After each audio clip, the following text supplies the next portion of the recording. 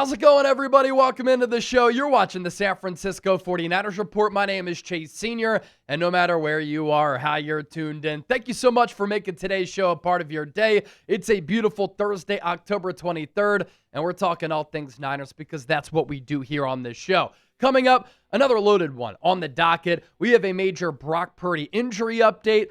We have a new Brandon Aiyuk injury update, John Lynch talked about the Niners making a potential trade, and did the 49ers upgrade at the center position? Let's begin here, though. We are almost to 178,000 subscribers right here on the program. We're only 40 people away. So if you want Niners coverage on YouTube, which comes your way every single day year-round, lock us in, hit that sub button, and let's continue to grow the empire here on the 49ers Report.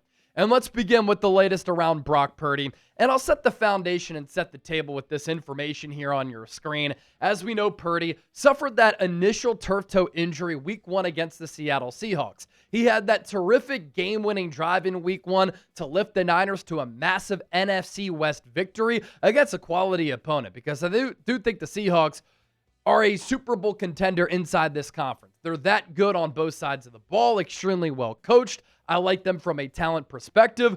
And Purdy on that game-winning drive, a perfect 6 of 6, playing clutch football. But then after that game, we found out on Monday that he suffered that turf toe injury. Missed a couple of games. Mac Jones came in, and he played brilliantly. Purdy then came back against the Jaguars in week 4 after Mac won his first 2 starts against the Saints and the Cardinals, and he re-aggravated that injury. In the last 2 weeks, Purdy has been limited at practice. He's had his shoulder pads on. He's had his helmet on. He's been doing some throwing drills. This week, he started to ramp up some of his movement, and he looks pretty good. But I will say this. When the Niners beat the Falcons on Sunday Night Football, what a terrific and impressive win that was, there was a report during that broadcast that definitely concerned me. And it came from Melissa Stark, the sideline reporter. And keep in mind that the broadcast crews, they always meet with coaches, teams, and players in the lead up to games. And so they do have some good reports to come to light during these broadcasts because they get some really good information throughout the week. And so Melissa Stark had reported on Purdy that he told her any movement in the wrong direction can set him back. And he said he's truly day-to-day, but there's no timeline for his return. He called this injury so annoying, saying he's never dealt with something that lingers this long. I just don't think that's good. And you also think about this injury, too. There are different levels of severity when it comes to the turf toe. Brock Purdy had his injury. He came back too soon. He got hurt again, and it set him back. Joe Burrow in week 2 had turf toe so bad, he had to get surgery. He's out until December. And once Purdy came back against the Jags, he clearly wasn't right in that game. And now we have no idea when he's going to be able to come back. And was there another setback before that game against the Falcons? Because Matt Barrows on The Athletic had reported this, that he was talking to Diana Rossini the other day, and she said that Brock had a workout on Sunday before the Falcons game. He came out of that not feeling so great about his toe. They thought it was going to be a successful workout, something that would launch him towards starting this week in Houston, and it didn't feel great. I think that's the nature of it. I think it's probably worse than what they initially thought it was, or maybe when he played against the Jags, it worsened, but it's obviously not healed yet, and he's still not practicing in full.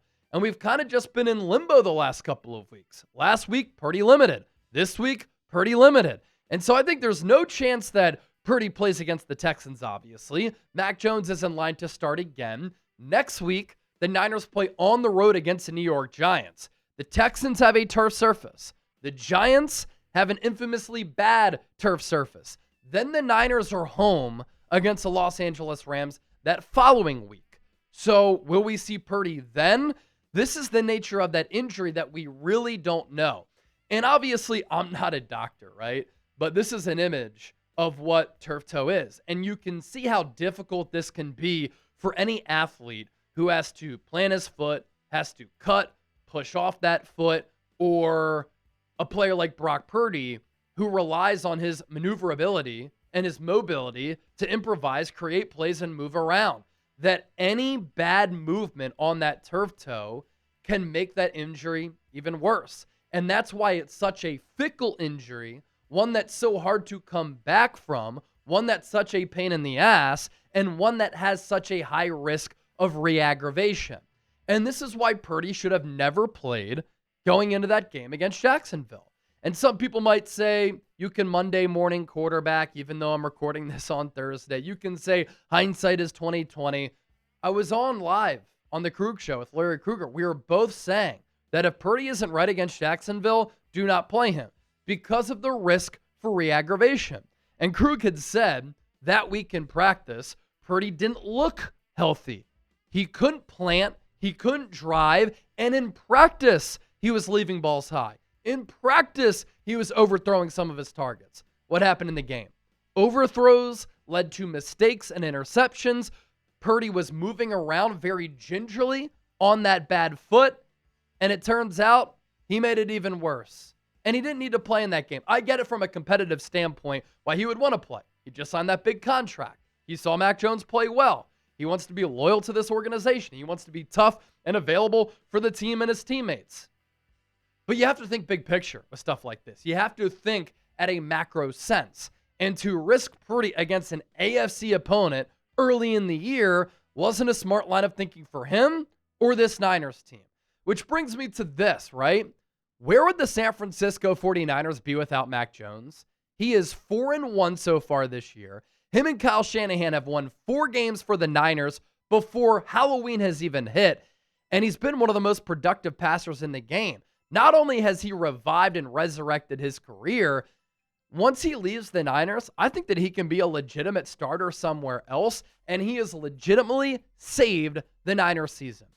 And when you scan the moves that all teams across the NFL made this offseason, the 49ers have made 2 of the best and most valuable moves. The hiring of Robert Saleh and the signing of Mac Jones. Because if they had the trot a Brandon Allen or Joshua Dobbs type out there, their season would be over by the end of October. Instead, they're 5-2. They're perfect so far in the division. They've come through with some really clutch wins. And Mac Jones has had a big role in keeping this team's head above water. And he's played awesome, completing 67% of his passes. He leads the NFL in passing yards per game at 280.8. 6 touchdowns, 4 picks, but I think 2 of those interceptions are not on him. And he has a quarterback rating of 89.8. And for a bulk of his time as the starter, Kendrick Bourne, who was let go by the New England Patriots and signed going into week 2, has been his number 1 wideout. Here's what John Lynch said about Purdy this morning, by the way. We're taking the appropriate measures. What I can tell you is he's getting better each week, each day. We're getting closer. That has Brock encouraged. That has everybody encouraged. We've literally heard that for like a month straight, it seems. As for Brandon Aiyuk, it's been a little while since I passed along an Aiyuk update here on the show, but John Lynch on the radio this morning did talk about BA. Keep in mind, he tore his ACL, MCL, and had meniscus damage week 7 of last year. So around this point, a calendar year ago, sometimes players can come back in less than a year from only an ACL. Aiyuk's not back a year plus removed from his injury because it was one of the worst injuries that you can suffer. And here's what Lynch said.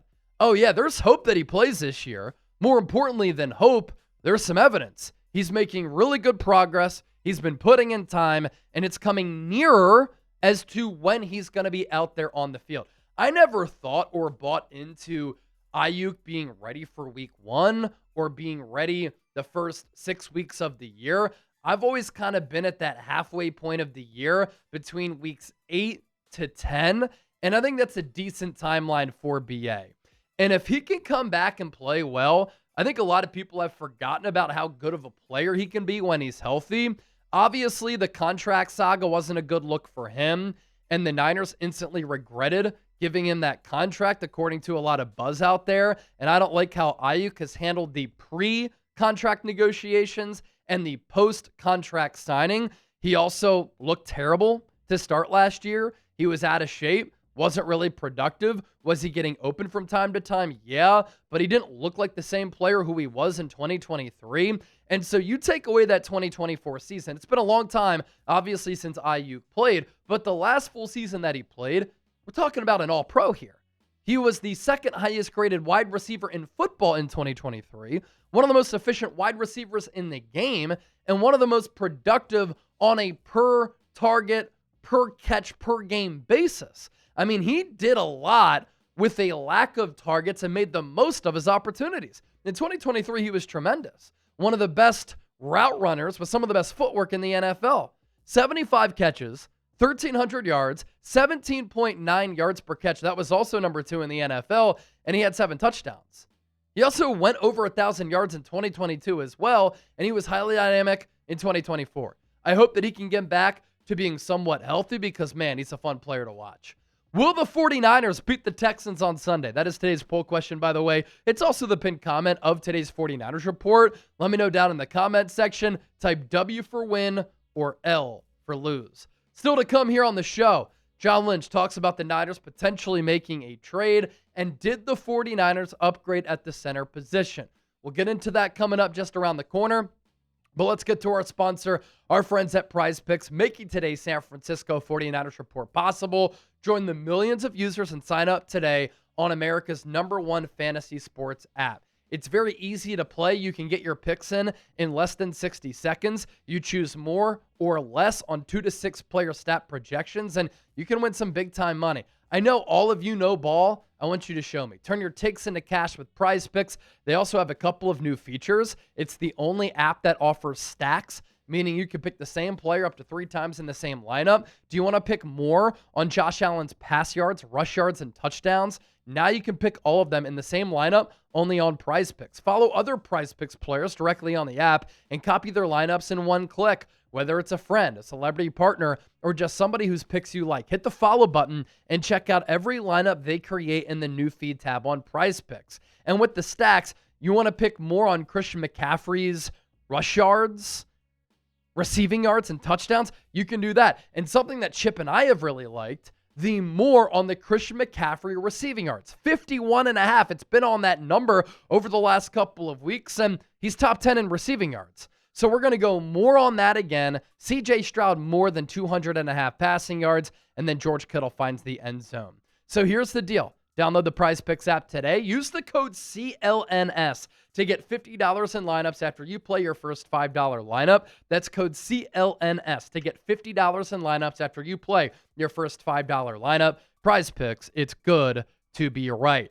Of course, a big topic of conversation here on the show over the last couple of weeks, Niners trade rumors. Will the 49ers make a move going into the trade deadline? It's November 4th after week 9 going into week 10. And when you have injuries to marquee players, superstar players like Nick Bosa and Fred Warner, a big question for the general manager who pulls the trigger on these types of moves, are you going to make a trade to upgrade the roster? Because Robert Saleh has done a great job of maximizing this defense.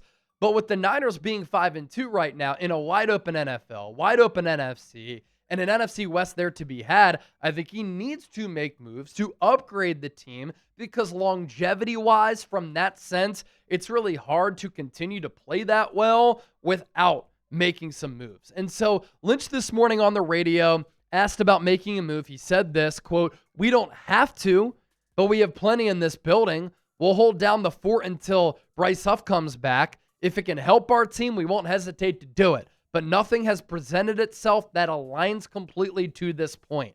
And I think what he means by that latter point is that the Niners ideally want a player who can help them now and in the future. And ideally a player who is younger, who isn't going to cost all that much as far as the contract or what the Niners have to give up in order to bring that player in. Now, there has been a little bit of a change in tune from Lynch, because a couple of weeks ago, we talked about this on the show. He had said, we've had productive conversations. But one of my worries after the Fred Warner injury, on top of the Nick Bosa injury, was that going to change the Niners' plans on making a trade? You can replace one, you can't replace two. And when you have injuries to 2 players of that elite level, do you have a ceiling now? Do you realize as an organization, shoot, we might be able to make the playoffs, but our Super Bowl chances without both of them probably shot down. Now, I don't think the Niners do have enough in the building, which is why I continue to say I think Lynch needs to make a move. And especially at the defensive end spot, look at what the Niners have to work with against the Texans on Sunday. Mykel Williams and Sam Okuwano, in addition to Robert Beal, the only players on the 53-man roster at defensive end who are available to play. And then you have Trevis Gibson and William Bradley King on the practice squad.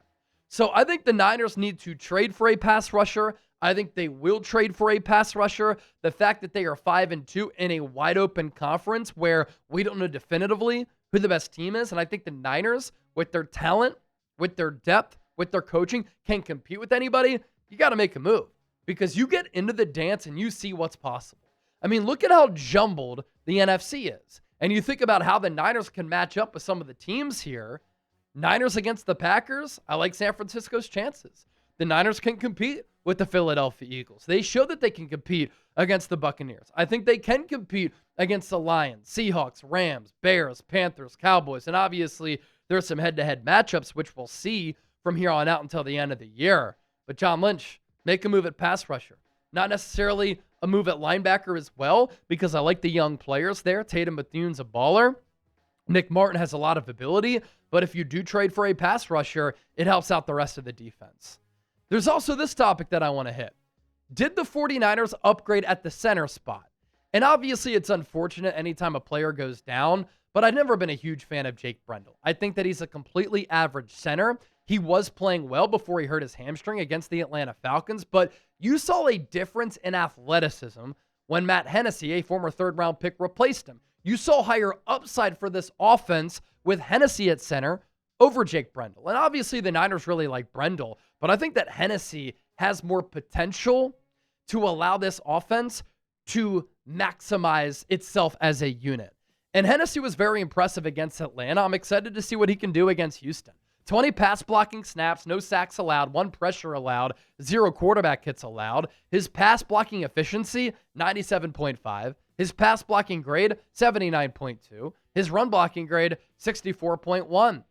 And he'll have a couple of games to prove himself, Will Hennessy.